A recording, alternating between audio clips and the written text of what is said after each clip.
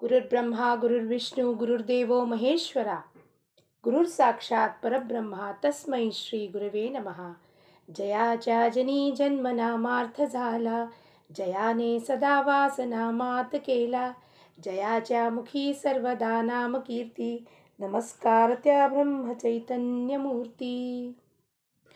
श्रीराम समर्थ. सर्व साधक बंधूंना, आत्मज्योतींना साष्टांग प्रणाम. आज 28 जुलै श्री महाराजांचं प्रवचन. नाम घेणाऱ्याच्या मागे पुढे मी उभा आहे. नाम घेणाऱ्याच्या मागे पुढे मी उभा आहे म्हणजे काय? नाम जो घेत आहे त्याच्या मागे पुढे मी उभा आहे. मागे पुढे महाराज कसं उभं राहणार आहे आता विचार करूया.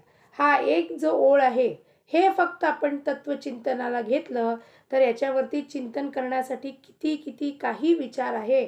ते गूढ आपोआप चिंतन करता करता बाहेर पडेल. काय आहे मागे पुढे कसे उभे राहणार महाराज?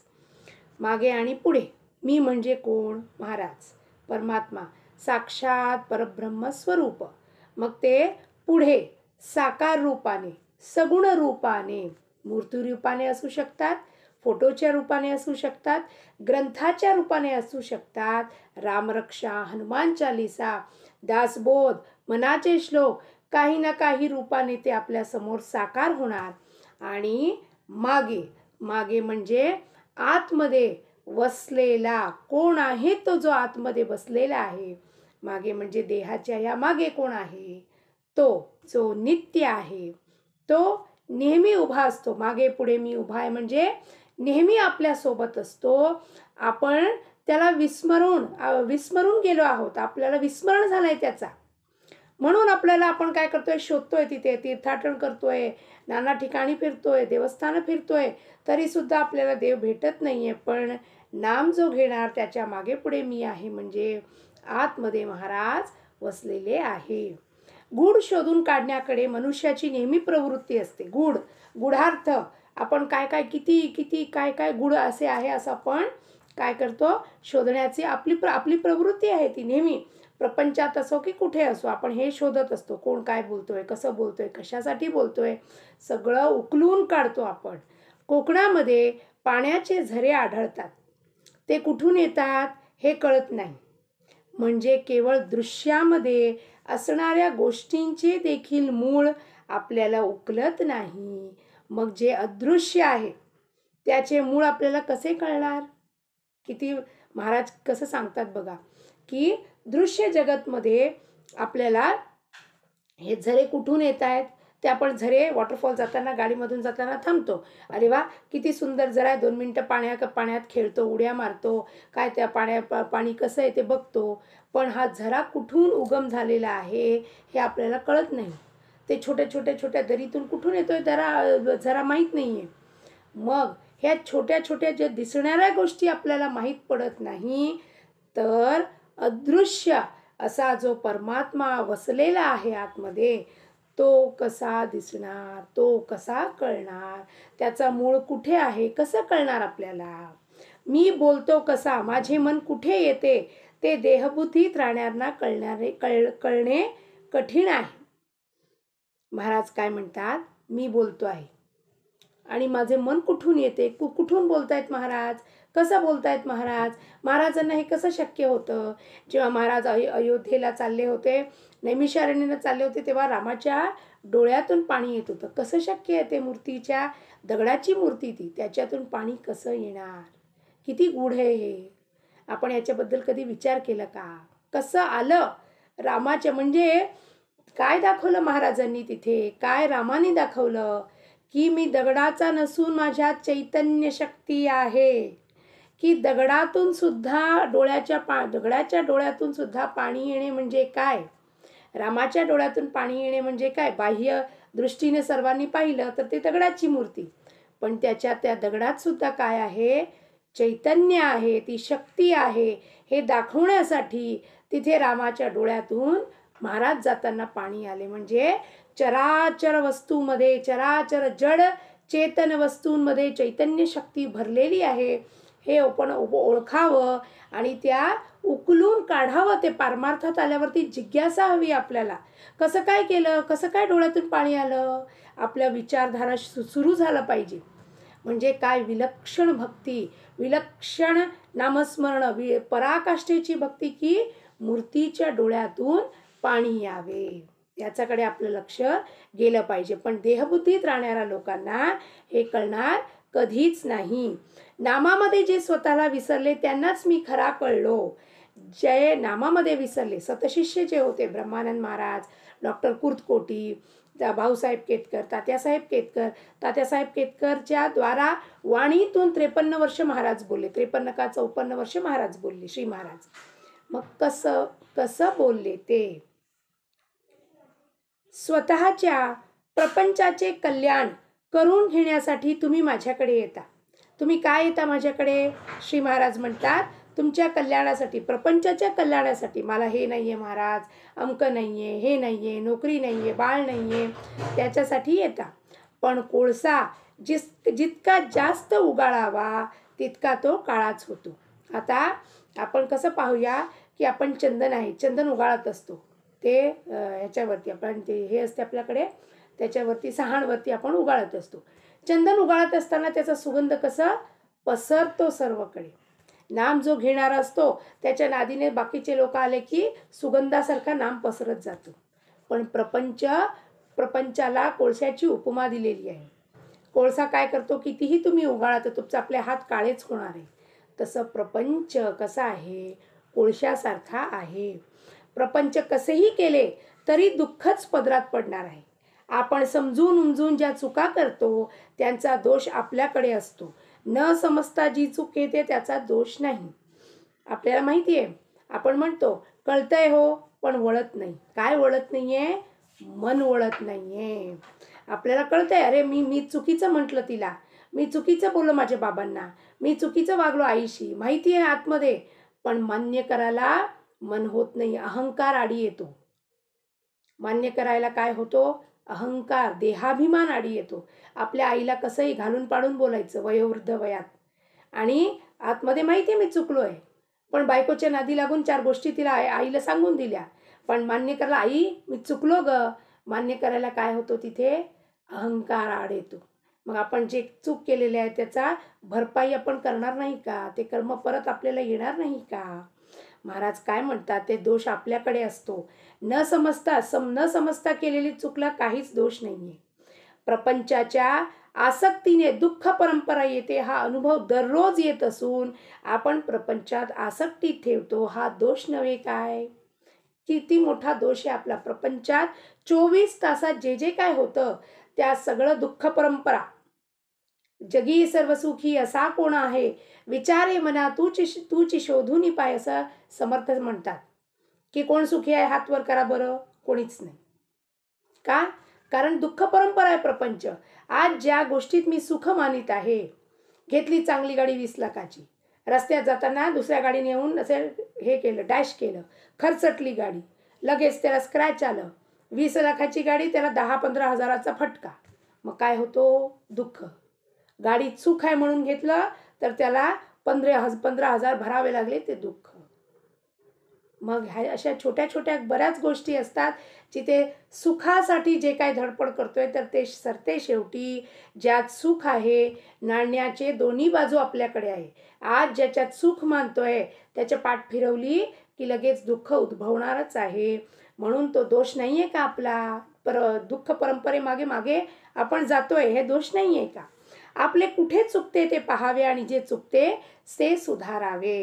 काय चुकतंय आपलं? प्रपंच करावा आपण. प्रपंच कुणी दिलंय हे आपण विसरून गेलो आहोत. हे चुकतंय आपलं. कुणी दिलंय हा प्रपंच? परमात्माने दिलेला आहे. मग हा प्रपंच कुणाच्या इच्छेने चाललाय? त्याच्या इच्छेने चाललाय. माझं काय काम आहे? काहीच नाही. कर्तव्य म्हणून प्रारब्धाने हा देह आलेला आहे आणि कर्तव्य म्हणून आई, बाप, मुलं, सासू, सासरे, दीर, ननंद ह्या सगळ्या ज्या उपाधी लावून मी माझं रोल प्ले करते ते दक्षतेने 100% जबाबदारीने पार पाडावा. रामाचा काम म्हणून आपण ते काम करावं. मी करते म्हणून गेले तर तिथे सगळं नालस्ती आपली होणार, निंदा नालस्ती होणार आपली. काय मी केलं, माझ्या नवऱ्याने ऐकलं नाही, माझी सासू मला बोलते, माझे सासरे बोलतात, दीर बोलतात, ह्या सगळ्या मीच्या पायी सगळं घडतं जीवनात. मी सोडून रामाच्या इच्छेने स्वयंपाक करते, रामाच्या इच्छेने सासूला गोळ्या देते, रामाच्या इच्छेने सासऱ्यांना डॉक्टरकडे घेऊन जाते, रामाच्या इच्छेने मुलांना मुलांचा अभ्यास घेते. ह्या सगळ्या रामाच्या इच्छेने केलं तर प्रपंच सुगम होणार, नाहीतर दुःख परंपरा चालूच राहणार आहे. त्या मिळणे नाही, प्रपंचात मनासारख्या गोष्टी कुठे मिळतात? त्या मिळणे न मिळणे आपल्या हातातच नसतात. आज मी गेले बँकेत गेले तर माझं काम झालंच नाही आज. उद्या गेले 10 मिनिटात काम झालं. कुणाच्या हातात होतं? माझ्या हातात होतं का? इथून गेले 50 रुपये ऑटोमध्ये गेले 2 तास बसले बँकेत. नहीं मैडम काउंटर बंद हो गया, जाओ घर को. आए, ठीक है, हो गया. कल वापस से गए, कल वापस से काम वो करना है. कल वापस से गए तो अरे मैडम आइए, अभी आप ही पहले आ जाइए. 10 मिनट में काम हो गया, 10 मिनट में घर वापस आ गए. किसके हाथ में था वो? कल मेरे हाथ में था. हाँ, आज उद्या माझ्या हातात आहे का? काहीच नाही. मग अमुक हवे किंवा नको असे कशाला म्हणावे? का म्हणावं अमुक हवंय मला, अमुक नकोय? लाईक अँड डिसलाईक म्हणतात. म्हणजे हे हवंय, हे नको. हे मला आवडतात, ते आवडत नाही. हे लोकांशी मला पटत नाही, त्या लोकांशी पटतं. ह्या सगळ्या गोष्टी मनाच्या ह्याच्यात आहे, परिमितीत आहे. आपण मनाच्या परिमितीत सापडलो, त्या मनाच्या तावडीत सापडलो तर आपले सगळं खोळंबा होऊन जाणार आहे जीवन. रामाचेच होऊन राहावे म्हणजे झाले. जो रामाजवळ विषय मागतो त्याला रामापेक्षा त्या विषयच प्रेम जास्त आहे असे सिद्ध होते. नामस्मरण बाजूला टाकून द्यायचं, नित्यनेम टाकून द्यायचं बाजूला. आज मुंज आहे, लग्न आहे, बारसा आहे, तिथे उठसूट पळून जायचं. नामस्मरणाचं काय नेम दिलेलं सद्गुरूने ते राहू द्या हो, आल्यावरती करू. आल्यावरती थकून गेलेलं असतं मन. मग काय नको, आज कंटाळा येतो, उद्या करू. नित्यनेम सुटून गेला म्हणजे राम सुटून गेला. ICU मध्ये कोण असतो? आतमध्ये डॉक्टर असतो. डॉक्टर पण काय म्हणतो? आप सब कुछ भगवान के भरोसे है, भगवान पे छोड़ दो, उनको प्रार्थना करो. जब उनको अभी प्रार्थना करना है तर पहले से ही क्यों नहीं करें हम प्रार्थना? पहले से ही क्यों नहीं नेम लगाए नामस्मरण करने का? कि जब अंदर वाला ये जिसने श्वास दिया है ये हा ही रक्षण करता आहे माझा, तर पहिल्यापासूनच का नेम न लावावे? डॉक्टर सांगणार तेव्हा प्रार्थना करायला मंदिरात पळून जायचंय का आपल्याला? नाही. मी तुमच्याकडे येतो, पण मला येण्यासाठी तुम्ही वाट मोकळी ठेवीत नाही. मी येण्यासाठी तुम्ही वाट मोकळी करा. ज्याप्रमाणे ट्रॅफिकमध्ये फसलेलो असतो आपण आणि कधी वाट मोकळी होणार याची वाट बघत असतो गाडीमध्ये बसून, आणि गाडीमध्ये 20 लाखाच्या गाडीमध्ये मर्सिडीज 60 लाखाच्या मर्सिडीजमध्ये बसून आपण कुरकुर करत असतो, एसीमध्ये बसलेलो असतो. जाऊ दे बाबा, ट्रॅफिकचे जेव्हा सिग्नल ओपन होईल आपण जाऊ पुढे. काय जातोय? नाही, अरे ट्रॅफिक पुढे जात नाही आहे, ट्रॅफिक किती आहे. बेंगळूरमध्ये ट्रॅफिक भरपूर आहे, मुंबईमध्ये ट्रॅफिक भरपूर आहे, सगळ्या ठिकाणी ट्रॅफिक भरपूर आहे. जितकी जास्त जनसंख्या होणार आहे, जितकी जास्ती फॅसिलिटीज होणार आहे, ट्रॅफिक तितकं वाढणारच आहे. किती रस्ते बनवा, किती रोड बनवा, किती मेट्रो बनवा, ट्रॅफिक असणारच आहे. मग त्याला कुरकुर करून काय होणार आहे?